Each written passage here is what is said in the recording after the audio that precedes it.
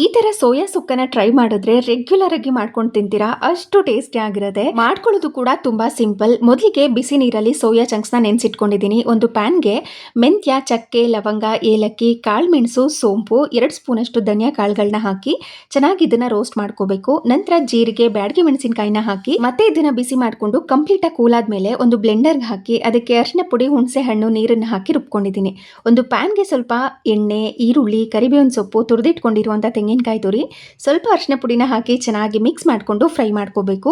ಈ ಥರ ಉದ್ರುದ್ರಾಗಿ ಆಗಿರುತ್ತೆ. ನಂತರ ನೆನೆಸಿಟ್ಕೊಂಡಿರುವಂಥ ಸೋಯಾ ಚಂಕ್ಸ್ನಲ್ಲಿ ಎಕ್ಸ್ಟ್ರಾ ನೀರನ್ನೆಲ್ಲ ತೆಗೆದು ಒಂದು ಸೈಡಲ್ಲಿ ಇಟ್ಕೊಂಡು ಒಂದು ಪ್ಯಾನ್ಗೆ ಸ್ವಲ್ಪ ಎಣ್ಣೆ ಕಾದಾದ ನಂತರ ಸಾಸಿವೆ, ಕ್ರಷ್ ಮಾಡಿ ಇಟ್ಕೊಂಡಿರುವಂಥ ಬೆಳ್ಳುಳ್ಳಿ, ಕರಿಬೇವಿನ ಸೊಪ್ಪು, ಈರುಳ್ಳಿನ ಹಾಕಿ ಫ್ರೈ ಮಾಡಿಕೊಂಡು ಸೋಯಾ ಚಂಕ್ಸ್ನ ಸೇರಿಸಿ ಚೆನ್ನಾಗಿ ಮಿಕ್ಸ್ ಮಾಡ್ಕೋಬೇಕು. ನಂತರ ರುಬ್ಬಿಟ್ಕೊಂಡಿರುವಂಥ ಮಸಾಲನ ಹಾಕಿ ರುಚಿಗೆ ತಕ್ಕಷ್ಟು ಉಪ್ಪನ್ನ ಸೇರಿಸಿ ಚೆನ್ನಾಗಿ ಮಿಕ್ಸ್ ಮಾಡಿಕೊಂಡು ಒಂದು ಲಿಡ್ಡನ್ನ ಕ್ಲೋಸ್ ಮಾಡಿ ಒಂದು 10 ನಿಮಿಷ ಇದನ್ನು ಬೇಯಿಸ್ಕೊಂಡಿದ್ದೀನಿ.